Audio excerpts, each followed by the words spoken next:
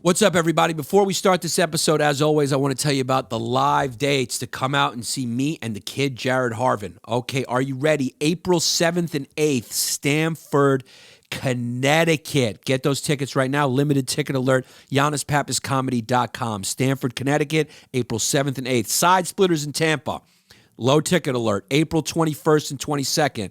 Boston, Massachusetts at the Wilbur. Big time. It's a big benchmark for me. Come out and celebrate it with me. First time I'm doing the Wilbur in Boston, July 8th. So come out. Austin, thank you. Austin, I had a great time. But Dallas, Texas, in Plano, August 24th through the 26th. August 24th through the 26th, Plano, Texas, that's Dallas. Springfield, Missouri, rescheduled to September 7th through 9th. New York, Sony Hall. Tickets on sale now, November 4th. Comedy Connection, Providence, Rhode Island, November 10th, the 11th. Phoenix, Arizona, November 16th through the 18th. And get ready right now. I want to give you guys the early scoop on it. August 17th, I will be doing the Paramount Theater in Long Island. Yeah. In Huntington, Long Island, the Paramount Theater. So that will be announced Monday, April 3rd at 10 a.m. My pre-sale starts April 4th at 10 a.m.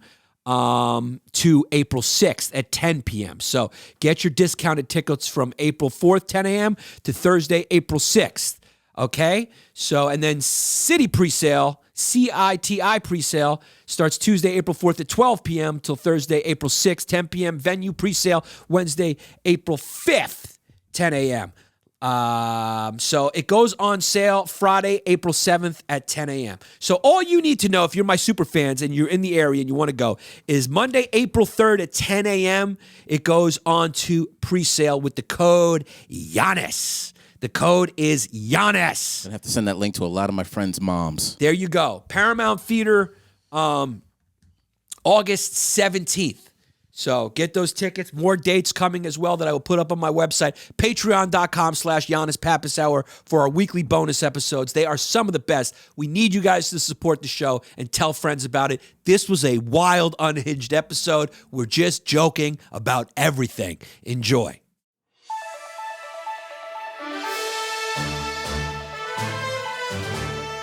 What's up, everybody? Welcome to your official newscast brought to you by your favorite identifying newscaster. What a week in news.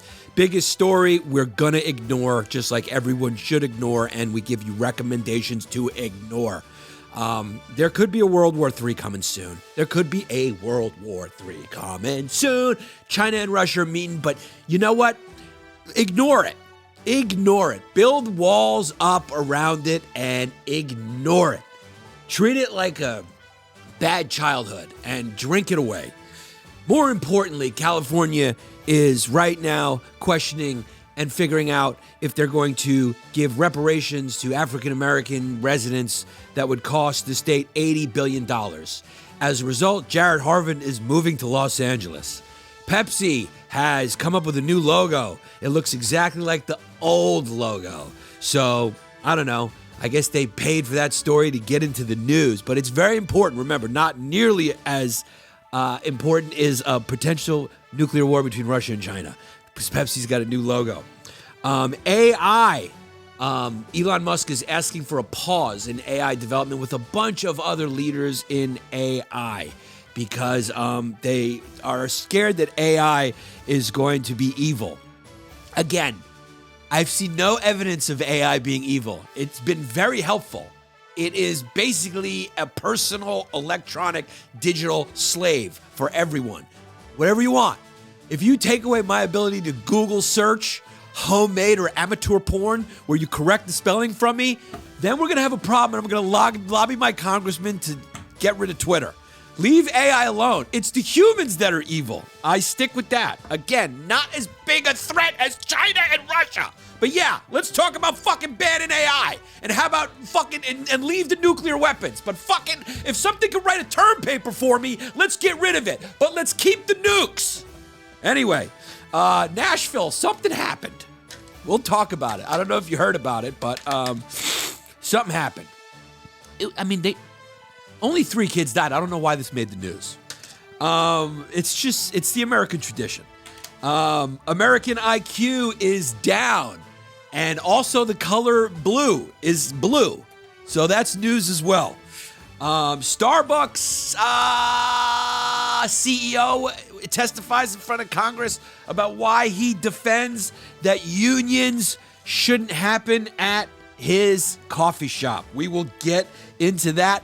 And in most important news, roaches have evolved to have new sex moves because they have evolved to escape the poison that we put to kill them. They are harder to kill than open mic comics. I did Kill Tony this week. There was about 300 people in the alleyway trying to get on that show who want to do comedy. It is the number one potential employer for Americans, I think North Americans at this point. Kill Tony is basically like the new Yale institution where you can get your start in fucking doing skits on stage. And much, much more. Sam Bankman-Fried is being indicted and charged with fraud in China. He was hiding some money in China, or he was something with China. So he had money in China, and he was asking China to do. So he's charged with bribery, trying to bribe some Chinese officials in the CCP. Is exactly what's going on. We will get into it. Yes, Sam Bankman-Fried tried to bribe Chinese officials. I love this kid. He looks like Horseshack, and he's an international criminal. I love him. He's number one, baby. He paid over $40 million to bribe at least one official in China, DOJ alleges in a new indictment. If you believe it, you can achieve it. Let's get to the bottom. Let's get to the deep, deep bottom of the ocean. Let's go 60 leagues under the sea to find out what the freaking, you hear me, YouTube algorithm, freaking deal is. Yeah, you stuffed up. Yeah. Well, I just got back from Austin, Texas, and Joe's new club, the Comedy Mothership, is absolutely beautiful. Me and Tim Dillon co-headlined the show there. It was great. We went on stage at the same time, bantered a little bit with the audience, felt out the room. It was great. I also did Kill Tony, which is a really fun show for the first time in the Comedy Mothership in Austin, Texas. It's finally open. Congratulations to Joe Rogan. And the ceremony has officially started for comedians from all over the country to go down there and kiss the ring. That's what you got to do. You got to cook. You got to kiss the ring, baby. He's a benign king. He's the best. And you go down there, and it was almost like it was a comedy club designed by a comedian who has unlimited money. It's perfect. It's a perfect club, perfect vibe. It actually feels like it's been open forever. It has. I was just in there like, this feels like it's been here for such a long time because it was designed by somebody who had been performing in comedy clubs for so long and just took all the best parts of it from a comedian's perspective and created it for comedians. So it's perfect. It also, I think, looking back, if we can look back because of what's going on with China, Russia, and America, but hopefully if we can look back, I'm still going to ignore it. Nobody wants to hear about it, okay? I think looking back, this will be like the big moment where it signifies sort of a change.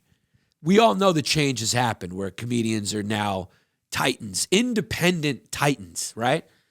He's as powerful as more for anyone's career, right? As a studio or whatever. We all knew that. But now he opened a spot, right? So he got on like that side of things and opened it as a comedian who performs in it with his perspective, which had been done before. But, those always probably had other investors, and then someone just slaps their name on it, whereas Joe did it from the ground up and built it the way he wanted. Yeah, it's not inside of a Chili's. It's not inside of a Chili's, which was like, what was his name? Had one. Joe Franklin had a comedy club, and it was like Joe Franklin was like 95 years old, but it was called Joe Franklin's, and it was like, in the back of some fucking taco restaurant or something, or a Chili's or something. I can't remember. It was in Times Square. Or who else had one? The guy from Saturday Night Live, John Lovitz? John Lovitz had one. Kimmel has one in Vegas. Kimmel has one in Vegas. Dangerfield. Rodney opened one. Rodney's was great. Rodney probably did it, but Rodney had a partner too. It's just Joe. Joe didn't need to find money for this. Joe didn't have to raise money for this. He knew exactly Joe, where can I raise money? And the bank was like, from your account, you can get it. Yeah. You can like totally lift it from there. You can just raise it out, pull it out, and put it in. So it's a great spot. I look forward to going down there a lot. I'm honored to be allowed to perform there. It's great. Full house? Oh, of course. Every show is packed. Yeah, it's great. I'm gonna do a weekend there. So my agent's working that out, and who knows? Maybe shoot a special there if he lets it. It's so nice. So it was just a great weekend. Did Two Bears again with Tom. Another grand slam. And again, Kill Tony is just so fun. It's just a fun show. They take everyone's phones and put them in bags. That's another thing Joe does. That Chappelle does. Yeah. And that is great. Let me tell you something. That is great. It's a great thing to do. Because everyone's paying attention. There's no interruptions. And as a comedian, you just feel that extra security. Be like, hey, man, this is happening here. We're all here to hear. This is not... This social construct, this social pact that we're, by coming into this room that we're signing, is that we're not abiding by societal norms here. That's the whole point of comedy. It's a game. We're here to play a little game called Can We Make You Laugh? The goal is to make you laugh. There may be some words that you don't like. There may be some concepts you don't like if you take them literally. There may be some comedians who fail in their attempt, and that may be offensive. But we all sign a social contract going into that room going, we understand that that is the anatomy of why we're here. We understand that that is the point, that is the goal of why we're here, is to not abide by social conventions or norms, to not think about people's feelings, to not think about which angle you're punching at. It's just an attempt to make people laugh, and people will fail. It's like watching a tightrope walker. You go there because he might fucking fall. That's the whole reason you watch a tightrope walker. Otherwise, why would it be interesting to watch a guy walk this way and that way? The whole fucking point is he might fail. So what do you want me to do? Just say the safest shit? Then so you can just clap at it? I mean, the whole point is to watch me try to say the most fucked up thing and then make it okay. And, sometimes people fail. But again, you got offended. You'll live. Life's going to do a lot worse to you. In fact, it's preparing you for worse to come. So fucking tug on your pussy and close it up. I think that was technically after the first 2 minutes, so maybe this sign will be green. Maybe the money sign will be green. Or, we can just rename this podcast to Limited Monetization. Yeah. Yeah, we've been getting hit, but it doesn't matter. Who cares? We got a gaggle of hardcore fans, and, we're winning you over one by one, And so what a fun week in news. What a fun week in news. Let's start with the funnest. There was a shooting in Nashville. Yikes. It was a shooting in Nashville. Yeah. And it wasn't at the range. No. It was at a school. Another school shooting. Why do the school shooters target schools the most? They want to inflict the most emotional pain, right? Yeah. Probably the most pain. Because they feel the most pain, and they're like, I want to inflict the most pain. So, thankfully, all the guns were bought legally.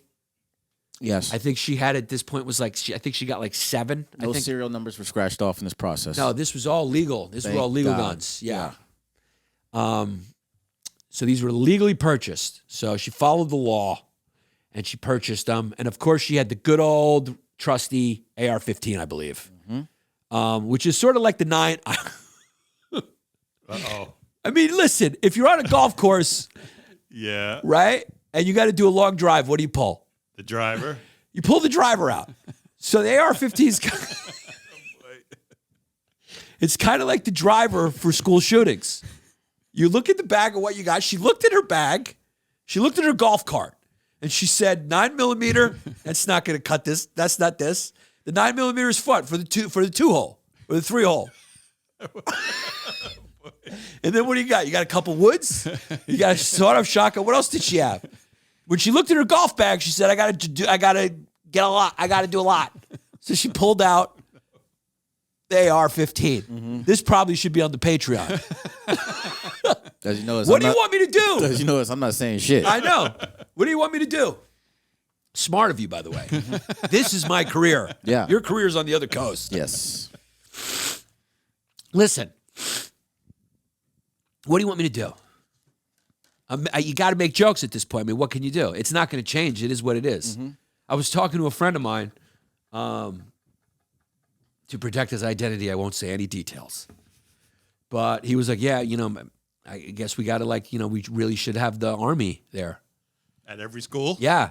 And everyone's got to, they're just going to go all the way. And then what will happen eventually when that happens is one of those guys who's hired will just go in there and shoot it up, or then they'll come and kill those guys. There'll be a shootout. There's just going to be more guns, more automatic weapons. They're not the problem. The argument that it's not the gun, it's the human, just wins right now in as far as policy goes. Nothing will be changed. Nothing will. There's no political will because Americans they don't want to do it out their guns because they fear the government, and it is what it is. And, there's no way to achieve nuance in this issue, just like there's no way to achieve nuance in any issue.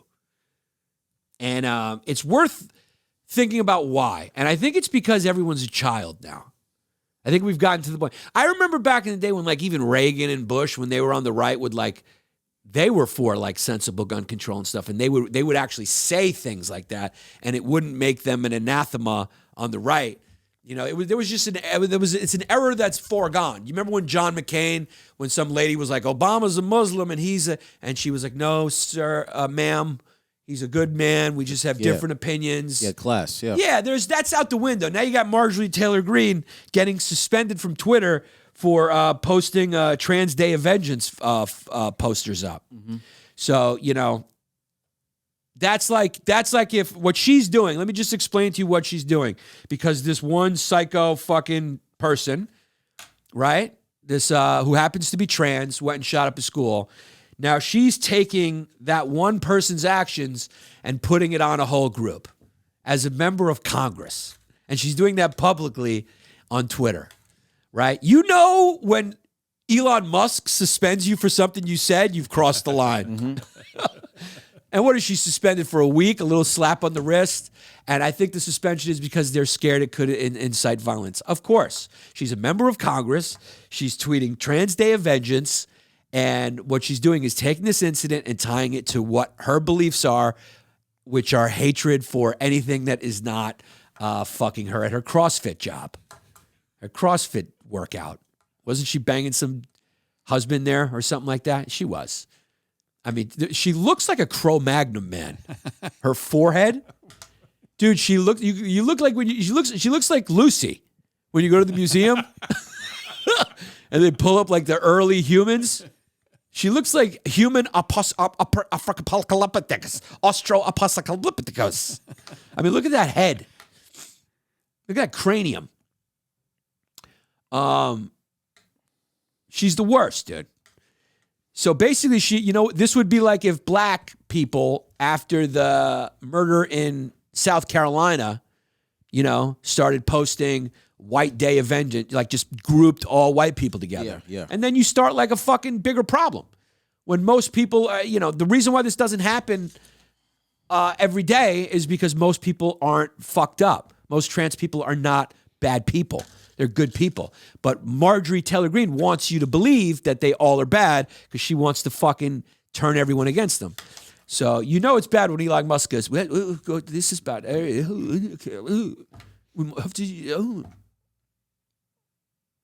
So she's temporarily limited. She's got a little, okay, bad girl, back in your box. And she goes, she goes back in her box like fucking the Hunchback of Notre Dame. Just put her back in her cage. Where she goes in, she just screams.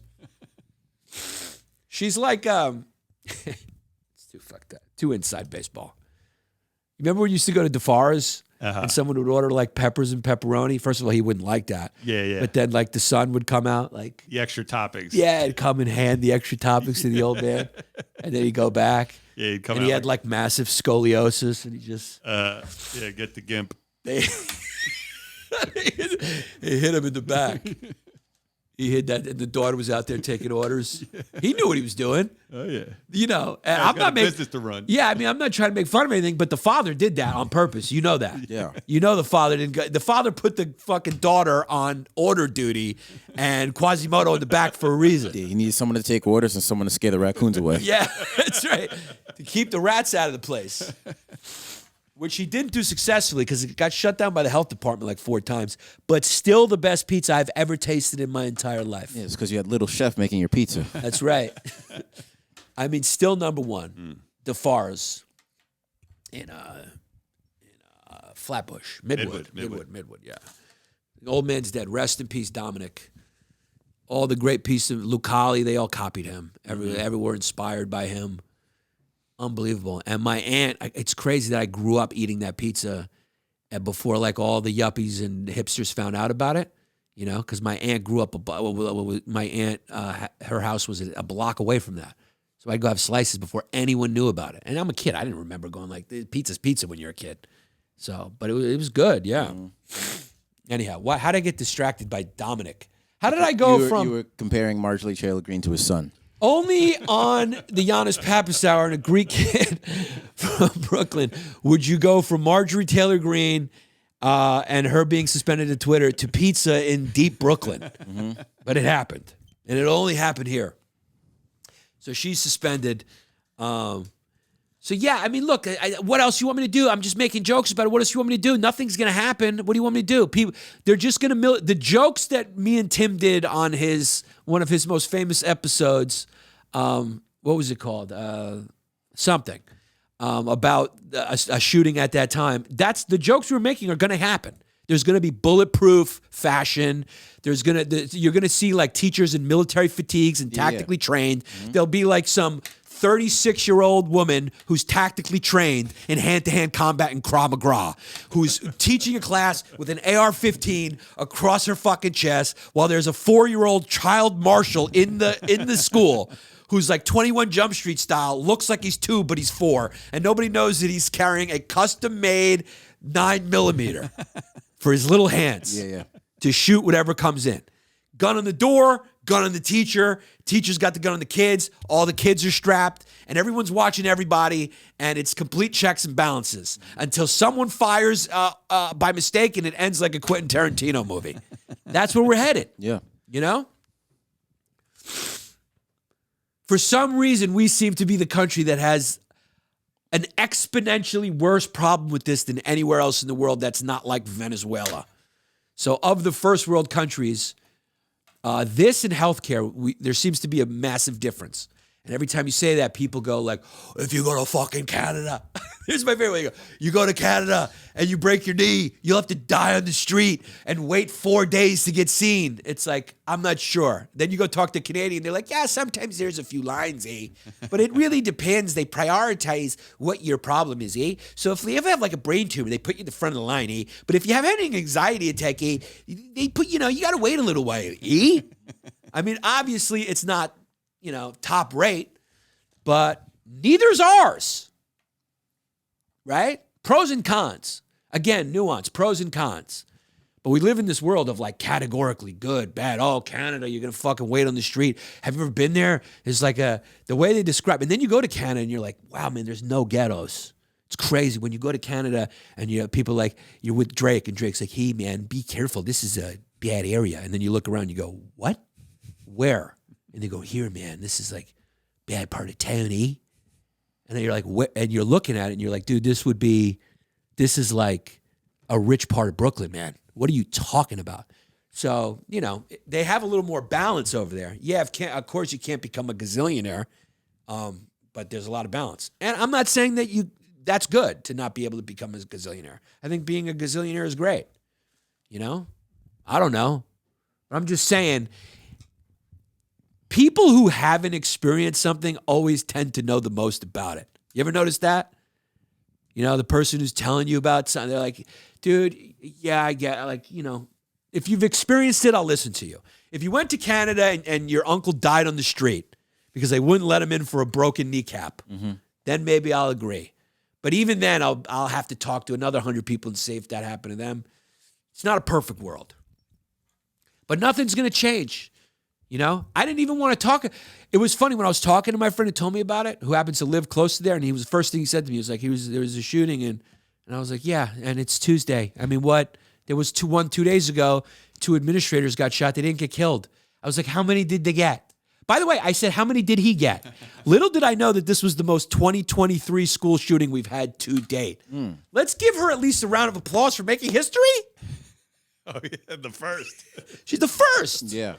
I know this is insensitive. First, this is what comedy is sometimes. I first want to say, for anyone who lost someone, it's a horrible, obviously. Really hard. I mean, Rest in peace I to gotta, all 6 people that passed away. Yes. Yeah, 6 people. You got to like hold people's fucking hands now. Like it's like talking to children. It's like being in kindergarten.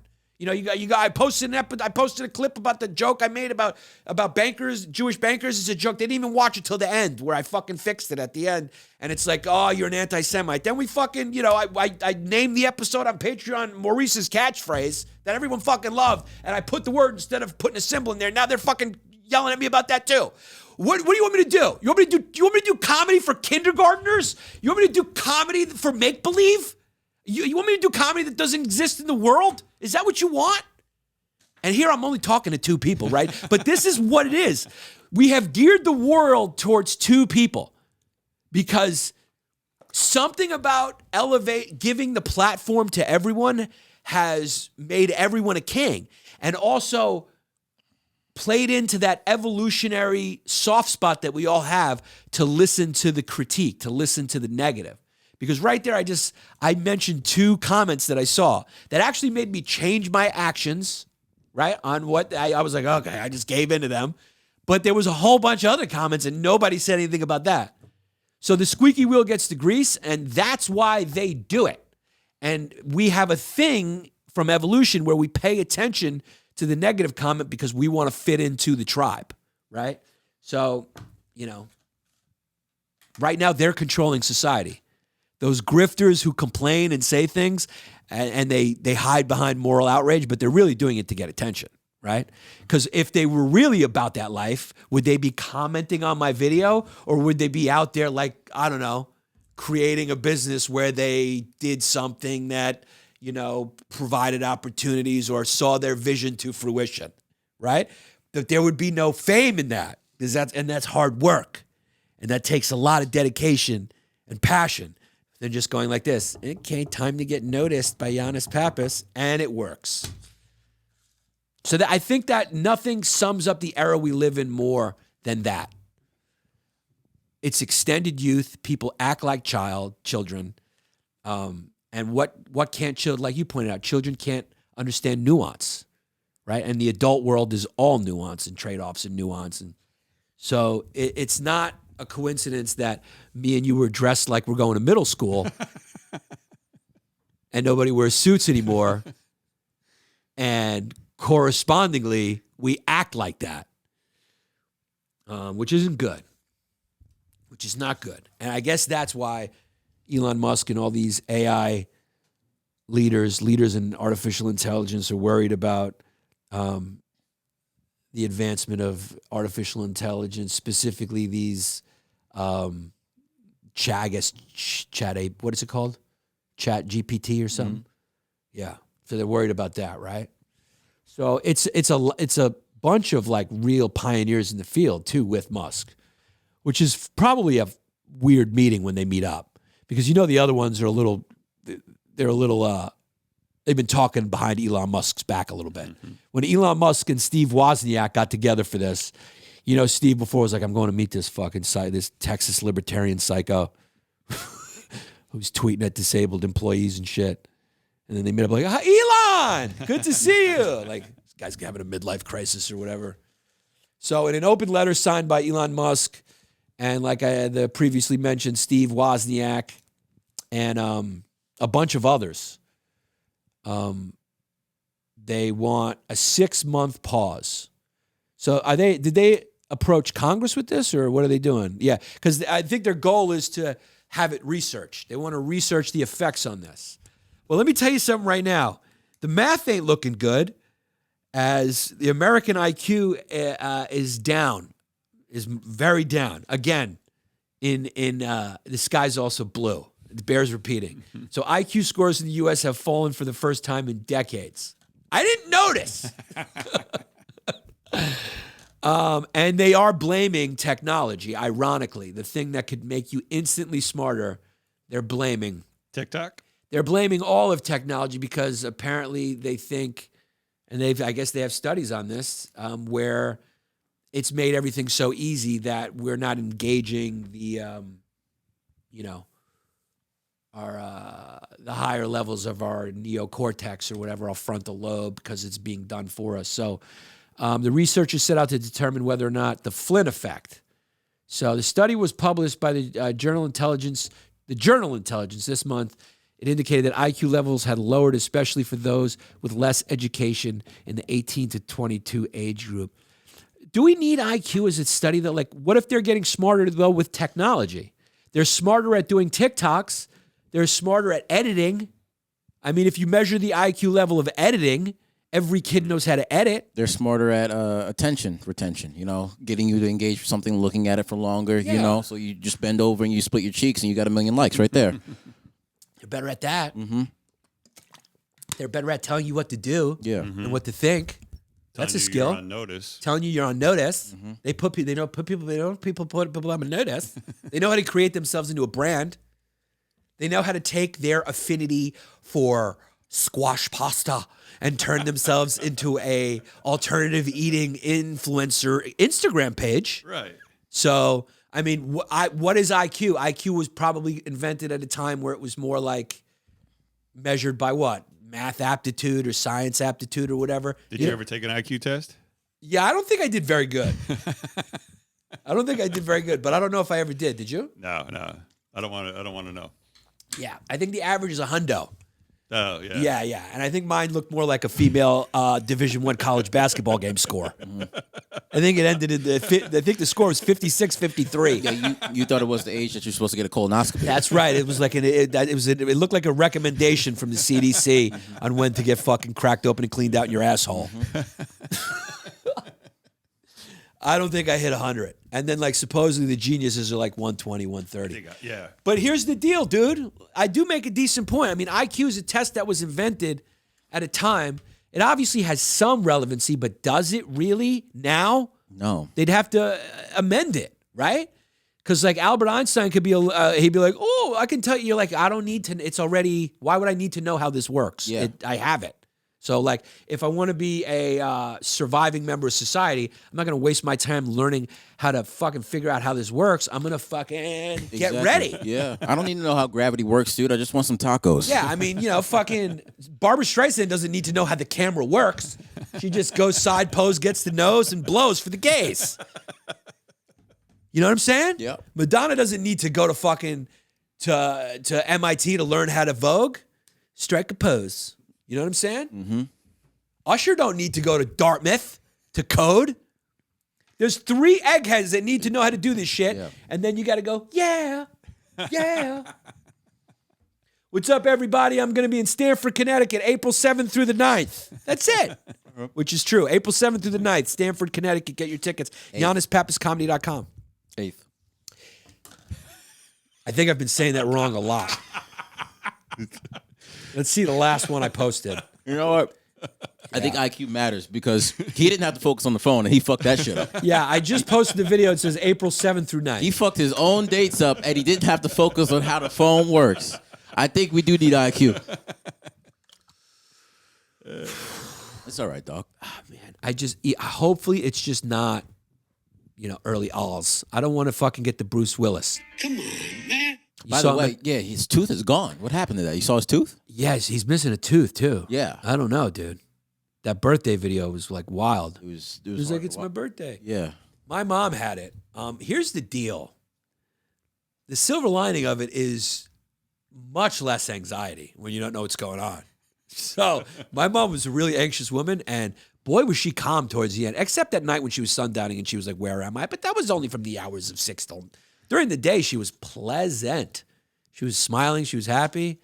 You go, hey, Mom, what do you think about the potential world war between the alliance that's forming between Russia, China, and Iran and the United States and NATO? And she would go, hi. She'd just give you an immigrant smile and look at you. Who are you? She was in a good place. Ignorance truly is bliss. The more you know, the more you wish you didn't. Good during the day, bad at night. Yeah, basically. Guys, ordering takeout can get very expensive. Cooking from scratch, going shopping to get all the stuff you need to cook is a pain in the butt. You know what I love? They've been sending me stuff. I've been loving it.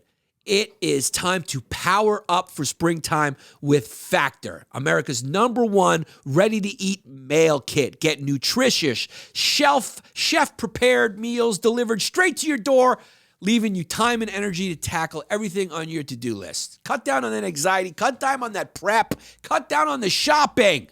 All right? Too busy to cook? With Factor, you skip the trip to the grocery store, skip the chopping, prepping, and cleaning up too. Factor's fresh, never frozen meals are ready in just 2 minutes. So all you have to do is heat them up and enjoy it, Jesse! They have delicious flavor-packed meals to help you live to the fullest. You can choose from keto, vegan, and veggie, calorie smart, and protein plus options on the menu each week. So they got something for everybody, all body types, whatever your goals are, they got it for you. They're prepared by chefs and approved by dietitians. Each meal has all the ingredients you need to feel satiated all day long. They got 34 chef-prepared, dietitian-approved weekly options. There's always something new to try. Enjoy meals for any time of the day with breakfast options like egg bite smoothies and more. So, get Factor, baby. Check this out. Not only is Factor cheaper than takeout, but meals are ready faster than any restaurant. 2 minutes and you're eating. I love it. They have all the ingredients you want. Nothing you don't. It's dietitian approved. Like I said, simply choose your meals and enjoy fresh, flavor-packed meals right at your doorstep. Ready in just 2 minutes. No prep, no mess, baby. So, my fans, right now, head over to factormeals.com/fumes50. Use the promo code fumes50 to get 50% off your first box. That's half price on your first box. That's code fumes50 at factormeals.com/fumes50. If you are ever injured, you can check out Morgan & Morgan. Morgan & Morgan is America's largest injury law firm. They have over 100 offices nationwide and more than 800 lawyers. With over $15 billion recovered for clients, Morgan & Morgan has a proven track record of fighting to get you full and fair compensation. Submitting an injury claim with Morgan & Morgan is so easy, it's more like using an app than hiring a lawyer. In fact, it's so easy, it's more like ordering takeout than hiring a lawyer. With Morgan & Morgan, you can submit a claim without ever having to leave the couch. Just open up your phone, and in 8 clicks or less, you're already done. So if you're ever injured in an accident, you can check out Morgan & Morgan. Their fee is free unless they win. For more information, go to forthepeople.com/fumes or dial pound law. That is pound 529 from your cell phone. That's FOR thepeople.com/fumes or pound law, pound 529 from your cell. This is a paid advertisement. So, I just don't. Do you blame? See, here we are. You know, we're what do they call it? Nerfing the world. What's the expression? Nerfing, patting the world over and over again with all this stuff you can and can't do. You got to take your sneakers off at the airport because some guy tried to blow up a plane 10 years ago, failed with his goddamn sneakers. I got to pour out my Listerine because supposedly it's possible to make fucking bombs. I don't even know why. Because maybe it's acid and you can like throw it at someone. But how come if it's in a small container, I can't throw it? I don't know why I got to throw out my fucking Listerine. But you got to throw out your Listerine because somebody at some point tried to shoot somebody with their Listerine dick gun. I don't know. I don't know why my Listerine's got to go, but it's got to go. All these things ad nauseum. Seatbelts, speed limits, et cetera, et cetera, et cetera. You got to get a prescription for certain drugs. You got to show ID to get Robitussin. Because apparently somebody figured out how to get fucking high off Robitussin.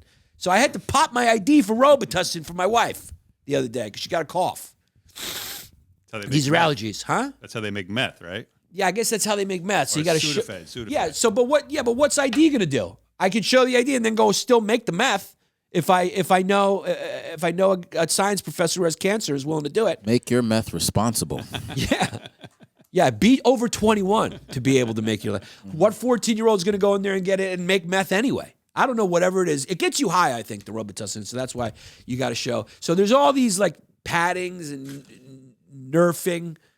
By the way, Elon Musk, pretty libertarian. I think it's ironic. Again, this shows that nobody is anything categorically. They just think they are because of one or two issues. But here he is, supposedly very libertarian, and here he is, like, advocating for, like, government regulation of artificial intelligence for the safety of society. That's the whole point of all regulation. That's the point of the regulation of food that is more strict in Canada and less people fucking die of poison than over here. Because our food is unregulated and fucking shit.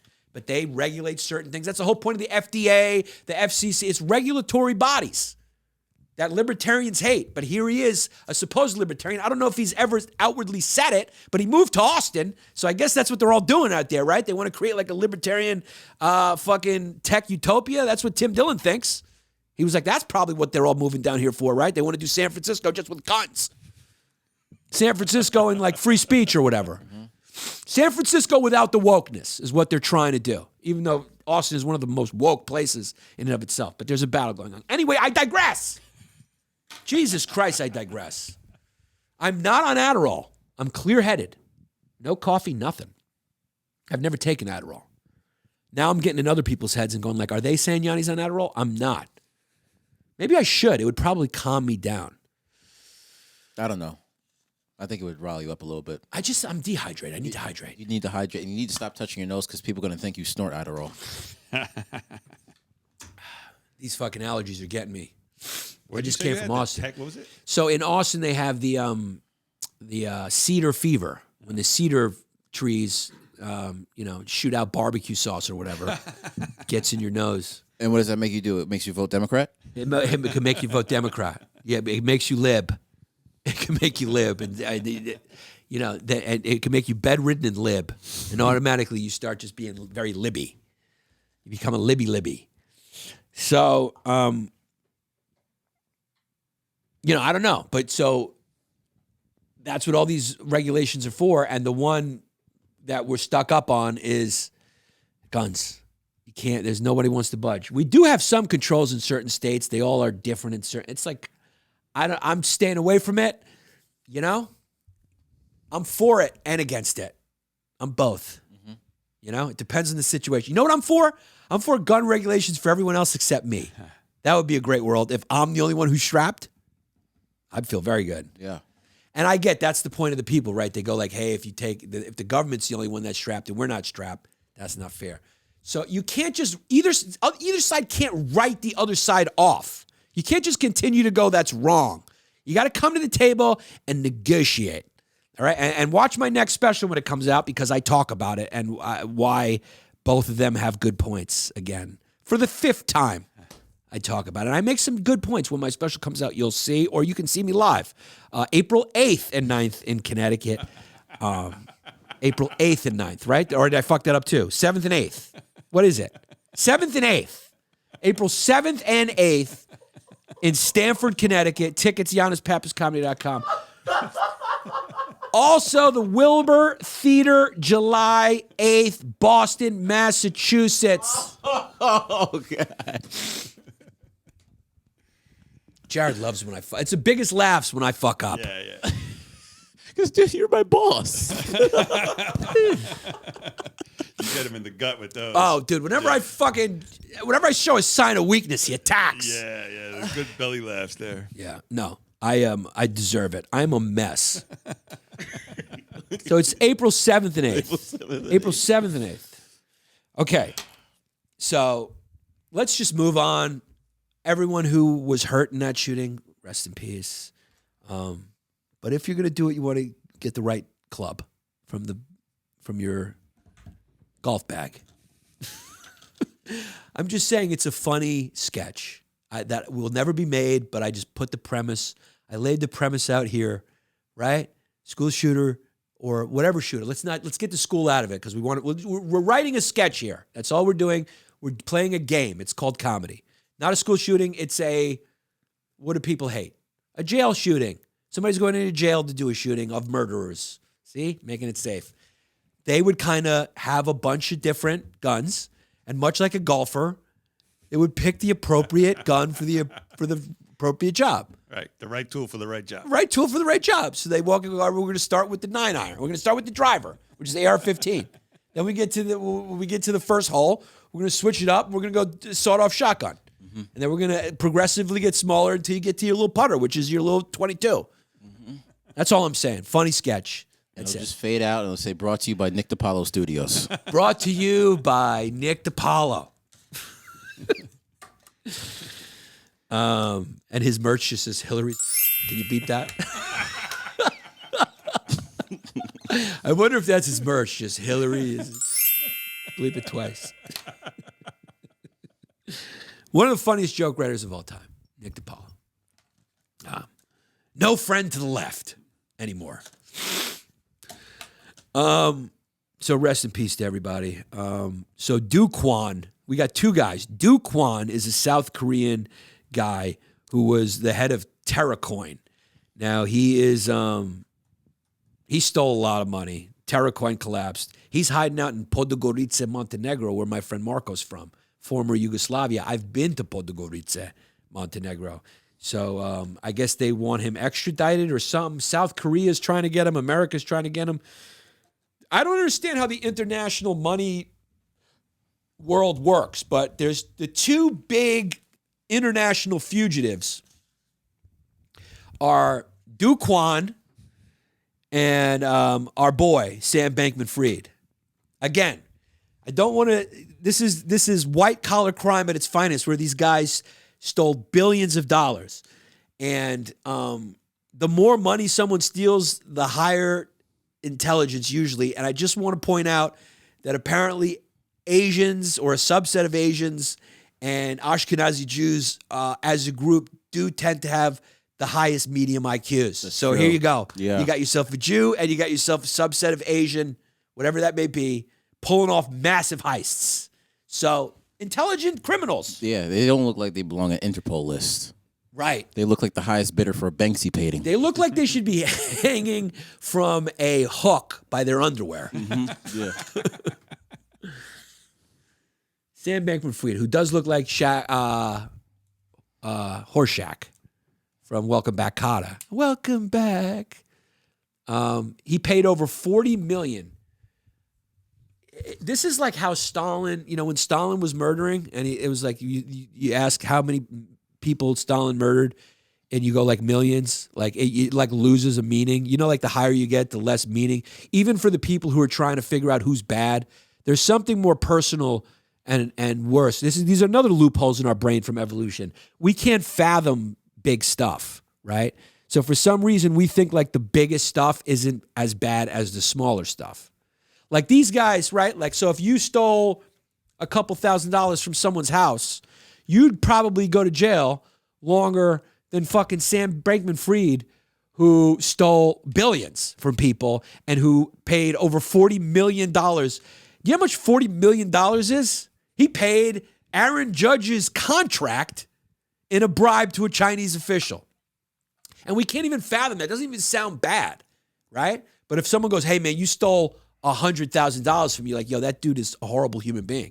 But if you say, hey, man, he stole $40 million, you're like, oh, man, where does he live? In another. Yeah, we say if he can steal that much, then he deserves to have it. Yeah, and I also think our brains can't even, like, grok it. We can't even, like, understand it. It's like when you go, like, everyone always goes, like, straight to Hitler is the worst, or, like, you have to bring up Stalin. Especially because people, like, idealize communism or whatever, and they go, like, it's a beautiful idea. Yeah. But it's like, yeah, but Stalin wanted that. But that aside, I mean, Stalin murdered millions. He murdered more people than Hitler. Yeah, it was his own people, though, I think. I think maybe that's what has to do with it. No, and nobody, you're like Russians, they like to die. Yeah. They like to die. They're AA batteries of people. Yeah, they go, Greeks like to play dominoes, Russians like to die. Greeks love dominoes. Huge. Really? I think it's the most popular game in Greece. You see old men sitting there, they love dominoes, and they love backgammon. I'm sorry, backgammon and dominoes. Huge.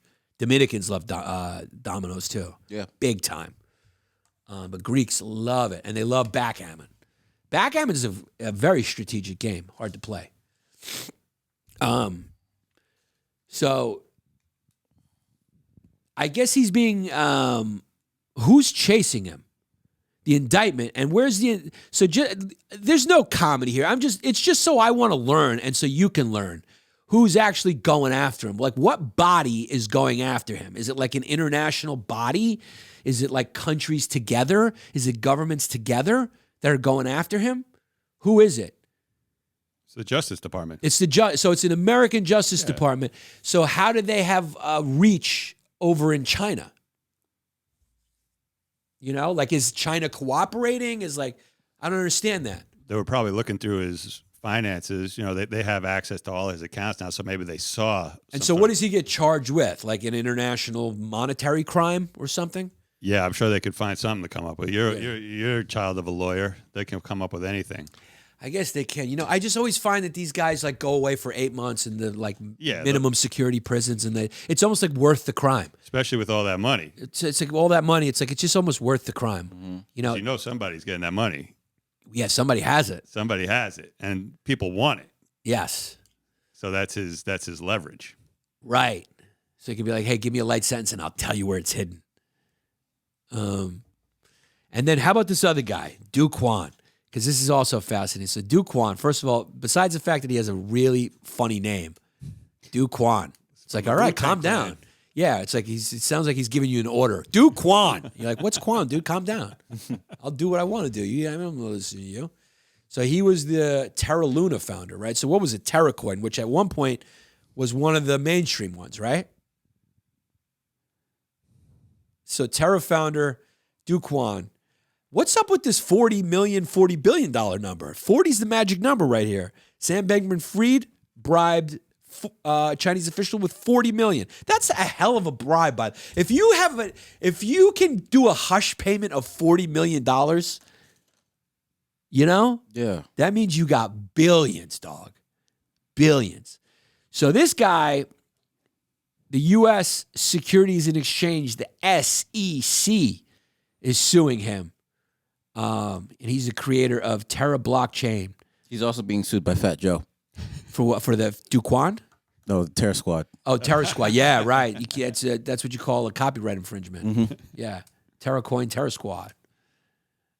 Fat Joe looked better fat. Skinny Fat Joe's weird. Yeah, especially when you don't put cake fondant on your beard. Yeah, he's all knock-kneed. It's weird. So, according to the complaint, Terraform Labs and its founder, Do Kwon, perpetrated a fraudulent scheme that led to the loss of at least $40 billion. You can't even imagine $40 billion. I can't even imagine of market value. I don't even. So South Korea, see, this is my point. So this is sort of a concerted effort between two countries. The United States, South Korea issued a warrant for Kwon's arrest. Supposedly he's hiding out in Montenegro while Interpol. So Interpol, what are they? An international police squad? Yeah. That goes after of all the police around it from every country around the world. Oh, so they cooperate. Yeah. So your pops will get a call from like a Swiss. Your pops used to, or your brother will get a call if there's some Swiss criminal or some Russian criminal hiding out in Long Island. Well, they have their own agencies in each country, but yeah. I would love to be on that call, right? Hello, yes, this is Hans Feigenhuder from Frankfurt, Germany. Can I please speak to Officer Carmine Spagliadetti, please? You're just like, yo, I didn't order any fucking waffles, all right? Carmine, hello, this is Heisen Fortin from Frankfurt. Yeah, how are you doing? How you doing, officer? How are you? This is Carmine out here. Yeah, I'm out here in Rego Park. What's going on? We got a problem here? Yeah, oh, you got a German national here. He's hiding out there in, okay, he's down there by the Walt Whitman Mall. Okay, well, I'm going to dispatch a couple of officers to West Elm right now. If he's presently looking at couches. Hopefully we can catch him over there by Cinnabons as soon as that's over. If not, we'll get him over at La Piazza where he's going, and then he's got reservations later at La Piazza. And then after that, he's going to Robert Moses Beach because it's a nice hot July day, so he's going to Robert Moses Beach. And we'll get him there. And then he may go over to the North Shore. And then after that, he might go to Ocean Prime to sit by the water and take a sailboat across the Connecticut. Oh, he's going to Montauk for the weekend. We'll go catch him out there in Montauk. He's going out there to get some delicious shellfish. Thank you so much, Officer Carmine Spattucci. That would be fun. So that's what Interpol is, sort of like they have offices everywhere and they coordinate with different police officers to get international criminals. Yeah, world policing system, yeah. Love that shit. I would do that shit. That's an exciting job. That sounds cool, yeah. Yeah. I would do that in a heartbeat. You'd do that, right? Yeah. If you didn't have that performing gene. Yeah. I like to be in show business. Yeah. That's what our hearts are. I can't we tell- walk around like, yo, what up? Yo, Jared, you about to do your 20 minutes. Go crush out there. And Think then we're I go so up there. cool. And then we just go out there and go. We just click our heels like, we are in show business. And I think I'm cool because I have a Black Panther chain. Yes. The Black Panther chain. Yeah. That comes with my superhero shirt. Yeah. My Superman shirt. What happened to the Black Panther chain? Oh, it's still on. It's still on. You Yeah. weren't wearing it for a second. No, I've always had it on. It's just under the shirt. He's just tucking it. He's tucking it. It's He's a nice tucking chain. it, yeah. I think we had fun with that a couple episodes. When was that? When I He first got it. Yeah. Yeah, we first got it. After Christmas. But yeah, we do have a performing gene. Like I can't be in the police system. I can't tell nobody to freeze while doing jazz hands. No. Because if you were doing police and you'd come up to a car and be like, what's up, everybody? Y'all good? Okay. What's up, everybody? Y'all good? What y'all doing over here? Y'all good? No, come on. Let me feel you from inside that Honda Civic. Are y'all good? I'm talking to you in a Honda Civic. Are y'all good? That was what you call a good one. Love Jared Harvin. Go follow Jay Harvin15 on all his socials. Did you do a musical? No. Never any musicals? No, he's got the performance sheen like I got. We all got. No, but he went to theater school. Yeah, He but did I acting. didn't sing. Yeah, I just did acting. He's a good actor, man. You know? He's going to be a big star. So the Terra USA started crashing last year. So did Luna, vaporizing the billions of dollars hopeful investors threw at the cryptocurrencies. I mean, whose fault is it really? Let me just say this, and it's the name of the episode. When it is too good to be true, it is not true. Because nothing true is too good. Period. I have nothing to add to that statement. Whether that be a financial investment, a friendship, business opportunity, relationship. Discount on OnlyFans? Discount on an OnlyFans. There's a catch. They're roping you in. For every advertisement I read on this episode, there's a catch. Do we have any ads? Yeah. Okay. Doesn't mean it's not a great product, but you are getting roped in. So, if you invested all your money in Terra, I mean, what do you want from me, dog? Stick to the big two, the Coke and Pepsi. Real estate and stock market. No, in crypto at least. Oh. Bitcoin and what's the other one? Ethereum? Yeah, Bitcoin. Stick to those, so at least you'll feel better about putting your money into a fucking thing that's invisible. Jesse, with those glasses, you look like you're about to sell me snake oil. I'm sorry. Jesse, you look like you're inspecting a diamond for. You look like you're inspecting a diamond for Indiana Jones. Yeah. You look like an apothecary in the Wild Wild West. Hey, next week I'm coming in a corduroy blazer with some elbow pads. Come do that, yeah. Then I'll hand you a fucking diamond, and you can tell me how many carats it Either is. that or you could take my inseam. Yeah.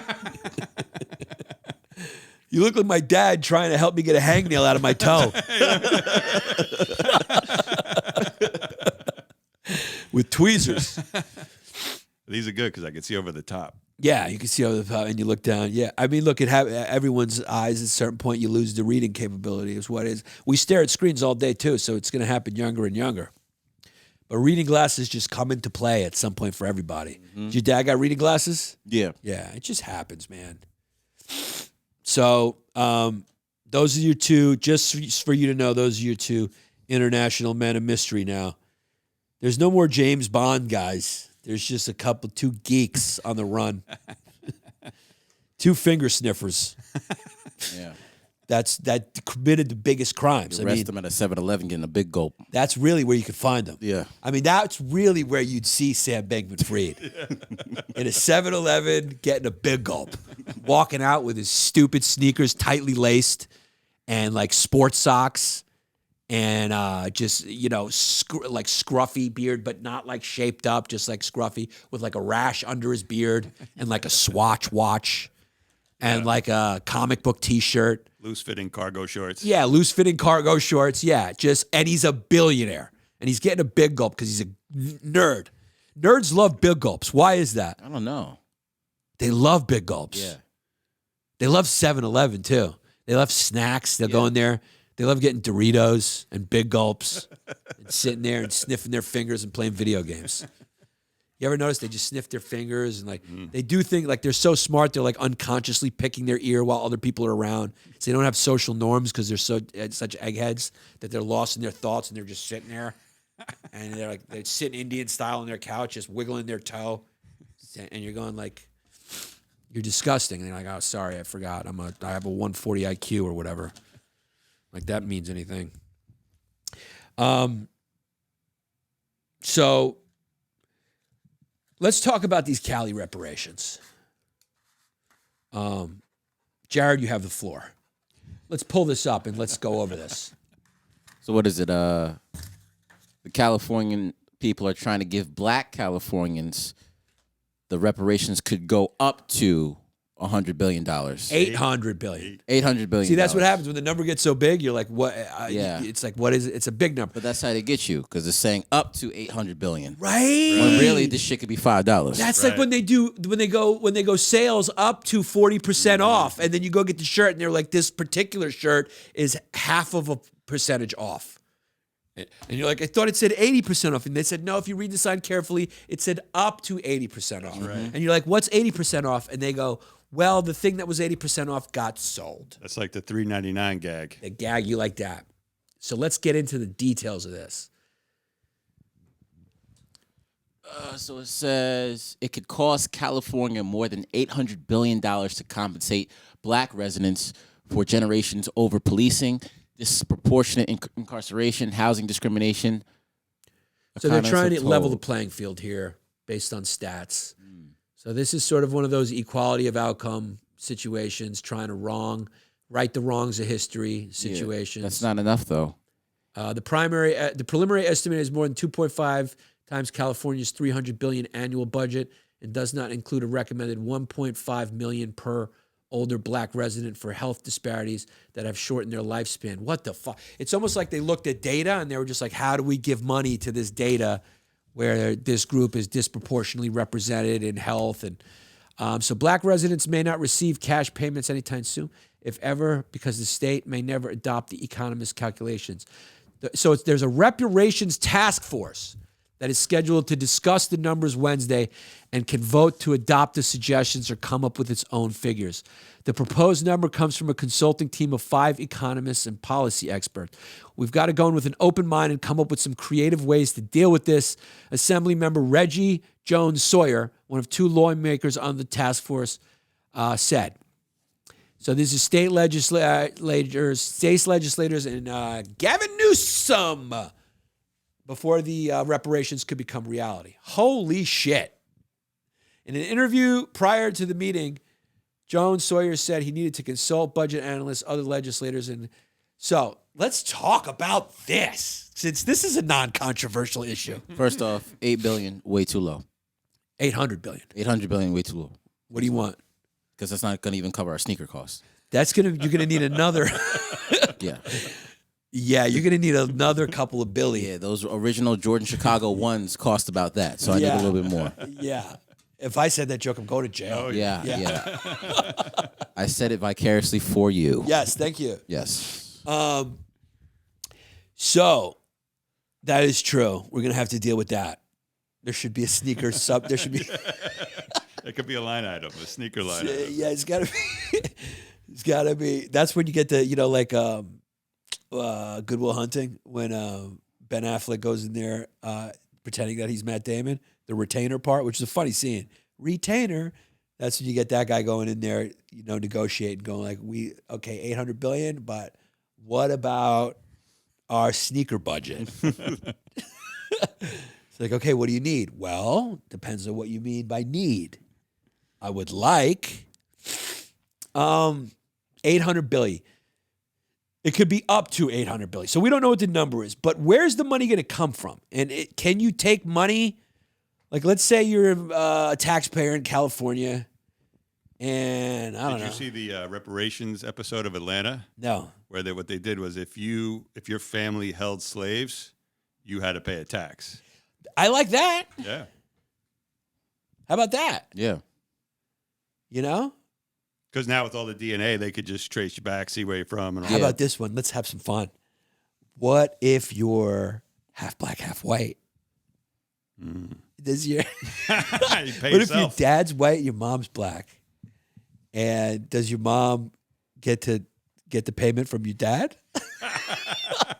The only thing it is, you get the money, but you have to burn half of it. You got to burn half of it. Imagine that. That's tough. You know, I don't know how people who are half black, half white, like deal with this issue in America. It's got to be tough. Like It's easy. They just become NBA superstars. that's the only way to do it. Yeah. Or like it's constantly like you got to always constantly hear about this shit. People are so caught up on fucking the way people look, or who gives a shit. One day in the future, if we make it again, I think a generation will grow up where like there's that sensitivity is over. So I think human beings will evolve past their lesser angels at a certain point. And everyone will look the same at one point if we keep on intermixing. Like Yeah, you're not gonna be able to tell. We'll still have our differences because different regions, and that happens over so many periods of time. But like, you got to understand, like we've only come together. You know, the travel has made this all possible pretty recently. I mean, there's been diverse places in the world, but travel has now accelerated that to the point where we're just like, whoa, we're here. Yeah. Hi. And they're like, whoa. Everyone's like, what the fuck? What's your culture? What's mine? And so everyone's just figuring it out. We just got here. We just got Korean and Mexican burritos. We just got the Korean Mexican Tex. We just got Tex-Mex. just got that. We just got Cuban Chinese food. You know that fusion? There's a few. yeah. There was a famous restaurant up West Side that closed. Asia de Cuba. Yeah. It was delicious. You ever tried Korean fried chicken? Yeah, it's great. We just got those fusions. I went to a Dominican Japan spot last week. It was good. It was really good. Yeah. I had sushi wrapped in mofongo. Was it Not, good? not even kidding. Yeah, it was Yeah, good. it No, was good. Yeah. We just got here. There will come a day, dude. There's gonna come a, because you know what I mean. Like it's the thing. Like I grew up. Like when you grow up, when you're exposed to it, you realize like there's no big deal. It's kind of like, you know what I mean. If they did a study, and the kids didn't know nothing, and they brought them up like without knowing any of the history problems or whatever, kids wouldn't know the fucking difference. They would probably make lighthearted jokes about the differences between them, but they'd be friends and stuff like that. No, kind of like the way we grew up in a large part, you know, because it's a normal thing. Yeah. You know, it's always the people who are exposed to the thing the least who know the most about it. You know, that's the first question I want to know when someone has something to say. It's like, what have you done? What's your experience in this field? And then explain it to me. Anyway, I hate when I get preachy. Just the problem is I'm just right a lot. Mm-hmm. I'm probably not right a lot. And if I just realize that, I'll just hang up my fucking harangue hat and just go for the joke. But look, I don't know what you do here. If you're an interracial couple, I mean, somebody's getting paid and someone's losing a lot of money. How do they do that? Is there an exception there? But I do like that Atlanta idea. So if your family, if you can prove, but is that fair to fucking, you know, if you're like Hitler's great-great-great-grandson, you fucking, like, you know, if they're giving reparations to Jews, do you take it from him? I mean, what did he do? Like, he's a whole different person. Yeah, but his family has benefited over the years from unpaid labor, right? But what if he hasn't inherited any money from his family? And what if he works at Burger King? What do you mean? What if he currently works at Burger King? Well, That person. Yeah, what if he currently works at Burger King? Yeah. Yeah. So what do? You take where's the money going to come from? that's what made the show interesting. Because Yeah. the guy that they went after didn't have any money. You're making me want to watch Atlanta. It's a It's good a show. really Yeah. good show. You should. It sounds like a fun premise. Yeah, I mean, I heard it's good for so many people. If we lived in a smarter society, that would probably be a much more popular show, It's dark. means it's good. All the best stuff. Life can be dark. What do you mean by that? Like, right? Here's the thing. This is how you know context is everything, and how we're children now. And children, who doesn't get context? Children, adults do. Here's how you can change that, right? If he went, it's a dark show, and threw a wink in there, if he threw me a wink, totally different meaning than, it's a dark show, right? If you just one little wink, or if you say it the way you say it, hey man, it's a pretty dark show. You know what I mean? Man, that show can get dark. Then you're like, oh, there's nothing. But if you go, hey man, that show can get dark, and you move your eyes like that, totally different. Yeah. Totally different. Nuance, context, baby. Grow the fuck up.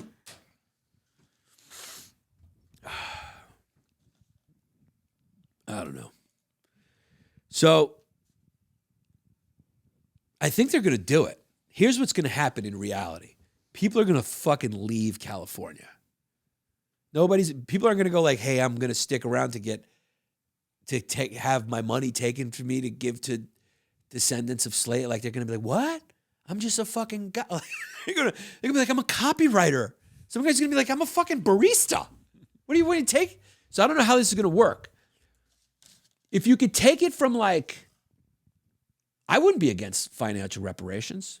A little money doesn't hurt. If I was black, I'd be like, yeah, it sounds good. The Jews got it, right? From I think the Germans. Germany paid war reparations. Israel, right? Yeah, they paid them something. They gave Israel money. It's not a crazy idea when people go like, oh, this is an absurd idea. Not necessarily. You know? It's a little different, though, because Germany, is giving it to another country, so you're not really around the effects of the money. I think white people will be angered if they're driving the streets of LA and they just see nothing but Escalades. I knew it was coming. It was a good one.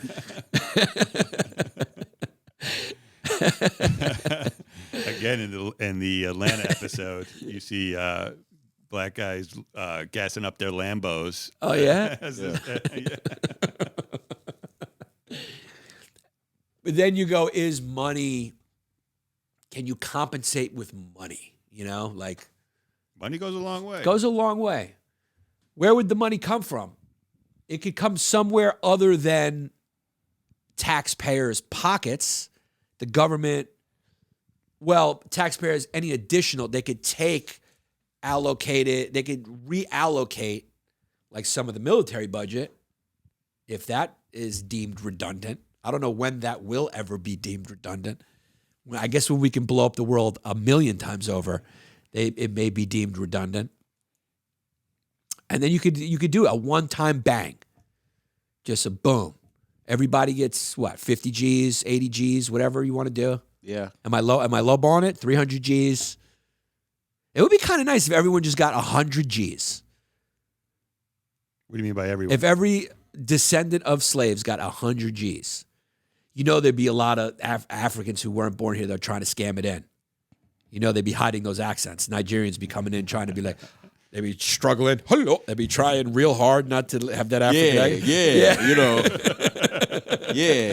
Y'all heard that dude 50 Cent album? That shit tight. Yeah. And if you think Sean King is the only person, there will be a lot of dudes going like, what's up, man? I'm light skinned. What's up?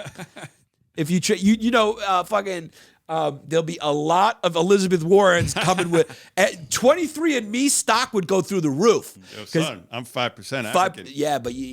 There you go, 5%. So at what percent do you cut that off too? Do you give somebody who's got 3% African? Even 10% is not a lot. 16%? I mean, where do you cut it off?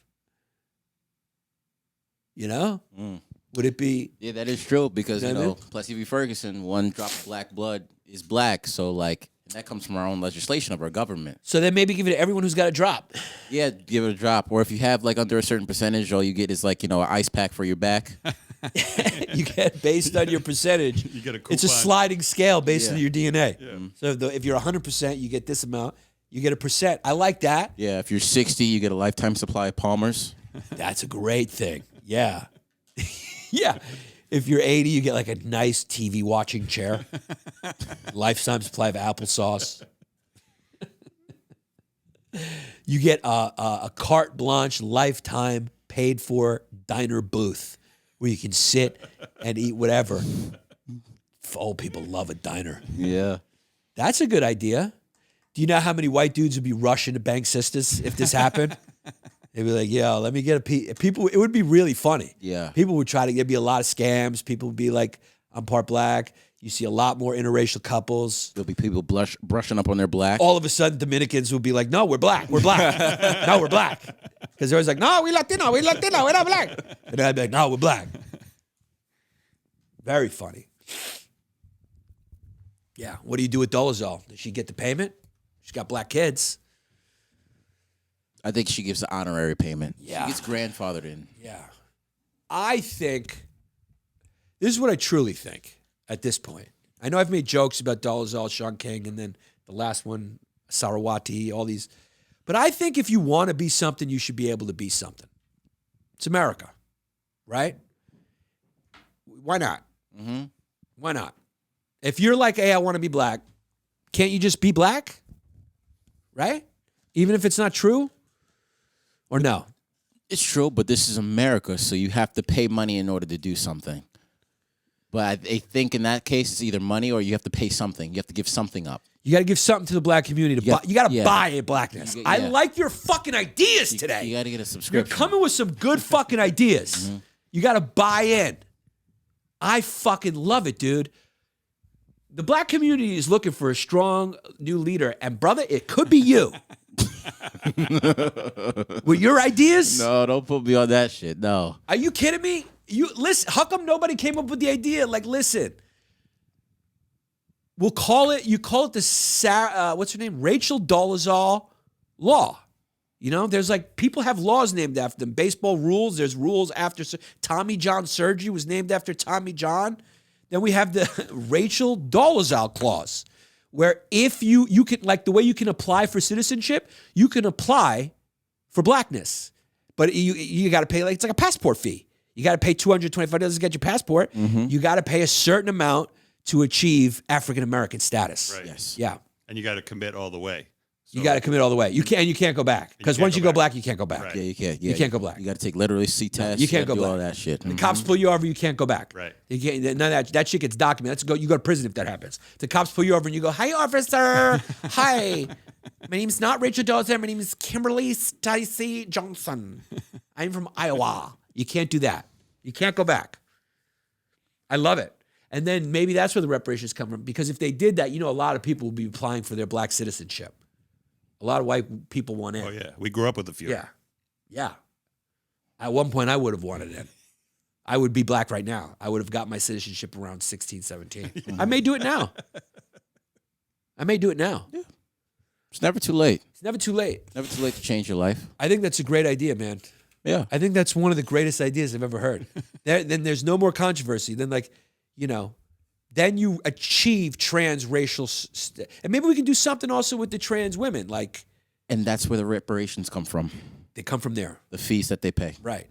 And you guys could recruit, like tourism, there'll be like commercials, like, go to Bahamas. Like when there'll be like tourism bureau commercials from like blacks, like just making it appealing.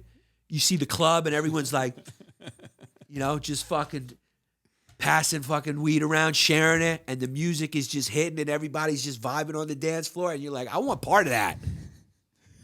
I want a part of that. And it's like, yo, man, come, like instead of come to Barbados, it's like, yo, come to black. Yo, come to black, man. Come on down. First love in it. line, Bill Clinton. And they recruit, like the military recruits, you recruit. Or like and you Scientology. Or like Scientology, you recruit. And then that funds reparations. That's a business. That could be a business. Mm-hmm. I love it. Your ideas today are, you should run for office, man. At least city council or something. Get in the state legislature or something. Get these ideas pushed forward. Yeah. We'll end on, two things. Renewable energy has surpassed coal for the first time in 2022. So last year, renewable energy in America has officially surpassed coal. So we're doing something for climate change. And guess which the two states that are leading the way are? California, expectedly California, but unexpectedly Texas. Yeah. Tejas. So electricity generated from renewables now accounts for 14% of the electricity produced domestically. Hydropower contributed 6%, and biomass and geothermal sources generated less than 1%. I don't know what any of that shit means. I guess hydropower is water. Yeah. It's water. With a dam. I'm happy to see we've crossed the threshold, but only a step in the right direction, said Stephen Porter, professor of ecology at Brown. California produced 28% of the national utility scale solar electricity, followed by Tejas with 16%. That's a lot. And North Carolina with 8%. But California 26%. That's a lot. They're doing good with it. The most wind generated, though, here you go, occurred in Texas, which accounted for 26% of the U.S. total. And Iowa, 10%. Oklahoma, 9%. The booming growth is driven large by economics, though, which is good. It shows, there's some merit to capitalist drive, said Gregory. It can be moral. It can help. It brings people out of poverty, as we've noted. So, President and CEO of American Council on Renewable Energy. Over the past decade, the levelized cost of wind energy declined by 70%. So I guess it all had to do with how expensive it was. It's become cheaper, and now people are doing it because it's overall cheaper. I mean, that's why I did it. I'll be honest. What, the Tesla? Yeah, I mean, I got a Tesla not because I was like, hey, save the planet, man. I was like, yo, look at these gas prices. I plug this shit into my house like a Manscaped razor. I like that shit. Yeah, but how's the electric bill, though? It's not bad. No? It's not bad, no, dude. And then when you charge it on the road, you're talking like $15, $20 to charge the whole fucking thing. Sometimes $12, $9, depending on how you time it out, compared to, 50, 60, 70 bucks. And you're subject to the marketplace. Plus, you can get the Tesla roof and then get off the grid and get powered by the sun if you wanted to.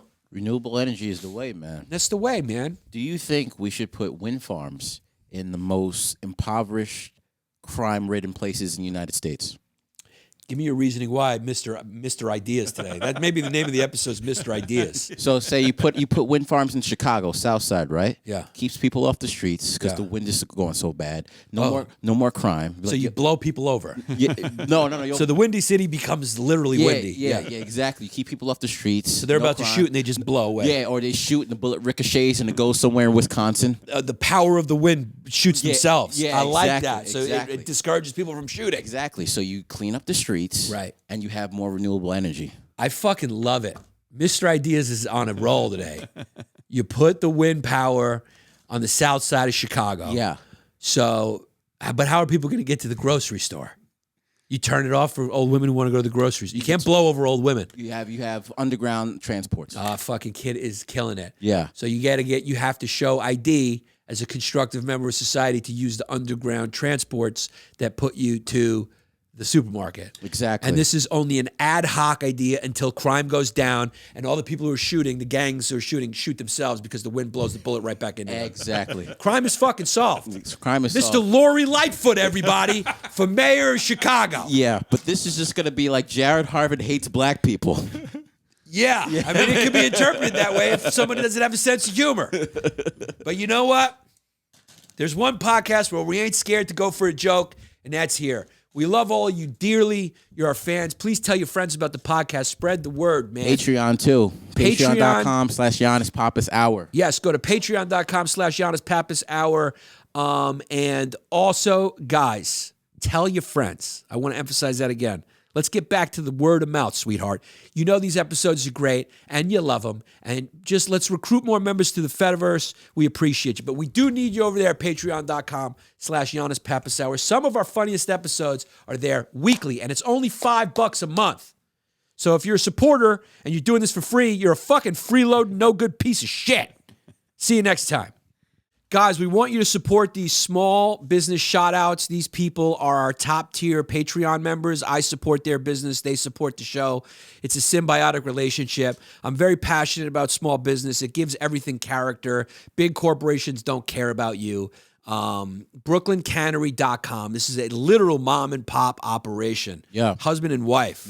Matcha and Lauren. Yes, Matcha and Lauren created this amazing company of healthier sodas, no added sugar, naturally sweetened with monk fruit, agave, etc. Yep. Low calorie. You're talking a ginger beer, I remember, has 22 calories. You're talking about a cola with like 42 calories. 42 calories for a cola.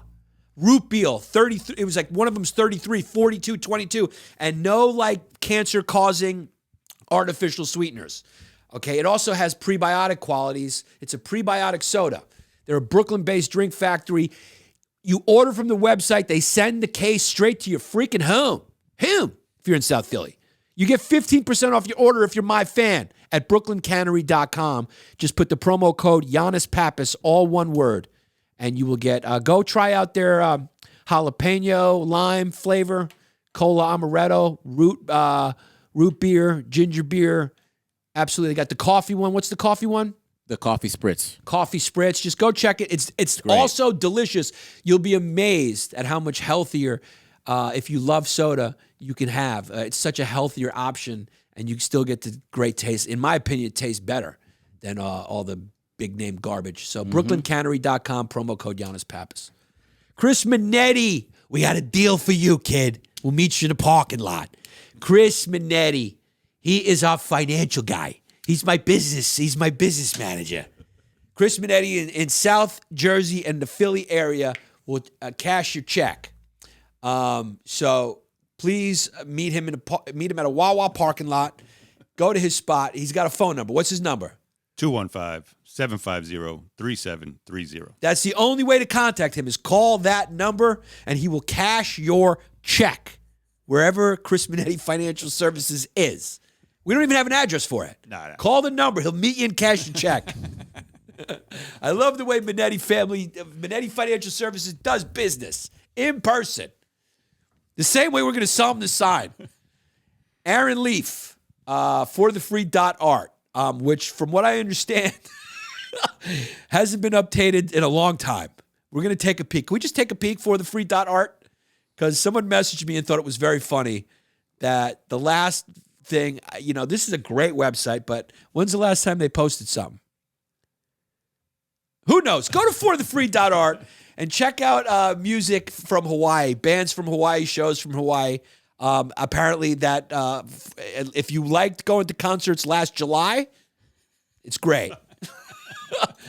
So I don't know what's going on with forthefree.art. Message us. Yeah, last show, December 10th, 2022. Yeah, the last show was December. Not too long ago. Yeah. Not too long ago. So they're probably still doing it.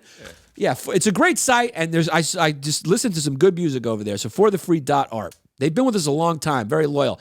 But equally as loyal is our boy Jared from San Antonio. Talk about a Jewish kid with no fumes. That's his saying, a handsome J-O-O with no fumes, etc., etc. He's the owner of the one and only, our favorite, Exclusive Auto Shipping. What a company. You bought a car out of state?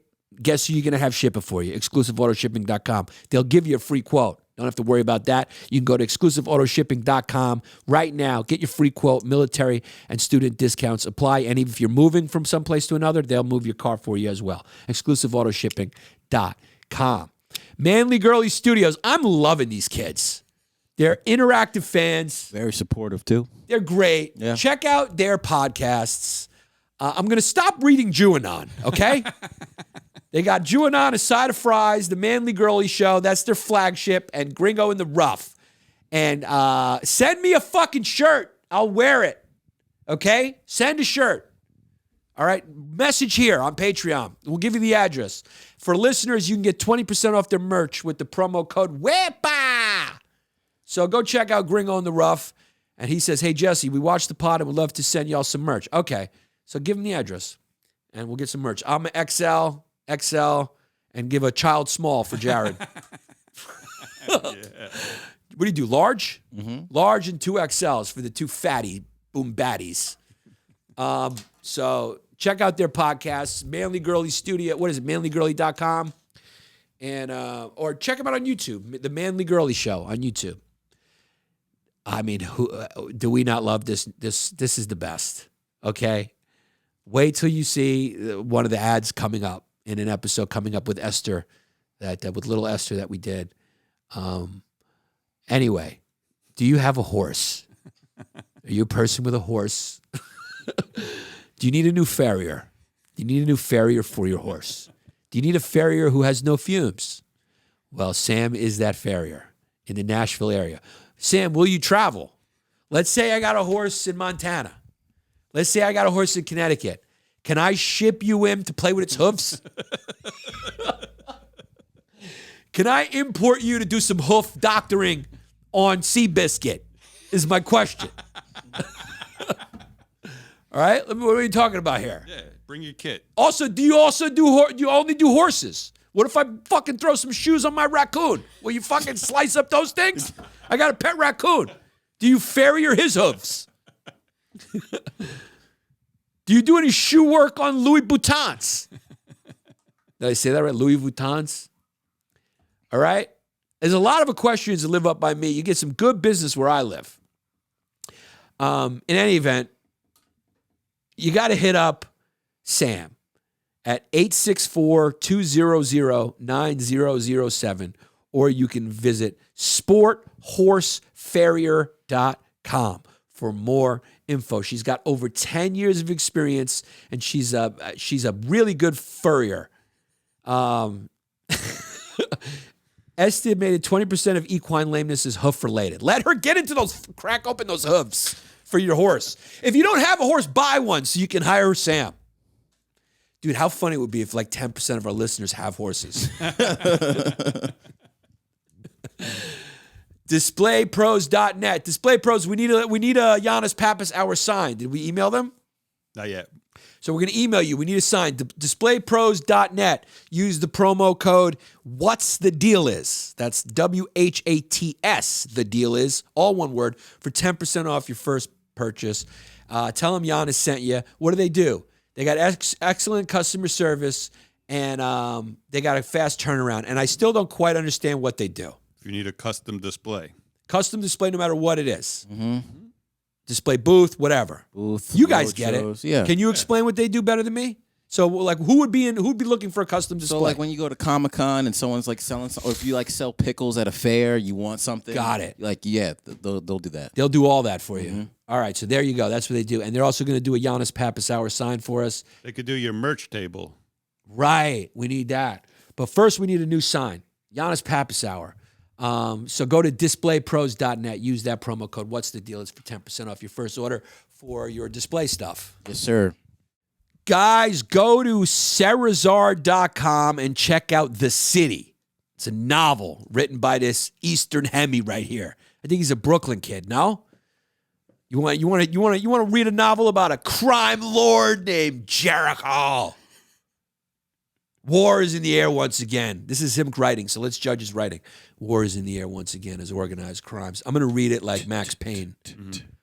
War is in the air once again as organized crime syndicates in the inner and outer city clash to fight for power and vengeance. Jericho, an aging he misspelled aging. This guy doesn't have an editor. An aging ex-militia general that kept the peace of the city finds that his heroic feats are long forgotten, while Kay, a charismatic leader from the slums, rises to seek revenge. As guerrilla warfare ignites and unimaginable terror blazes through the city, Jericho begins to realize that it may not be as simple as it once used to be. The City's free to read online at Cerazar.com, but people can purchase physical print issues to help support the team. People can also follow his Instagram handle at The City Graphic Novel. They have 2 chapters online, but chapter 3 will be uploaded shortly. But go support this kid. Read the novel. David Cho, good luck. It's been a long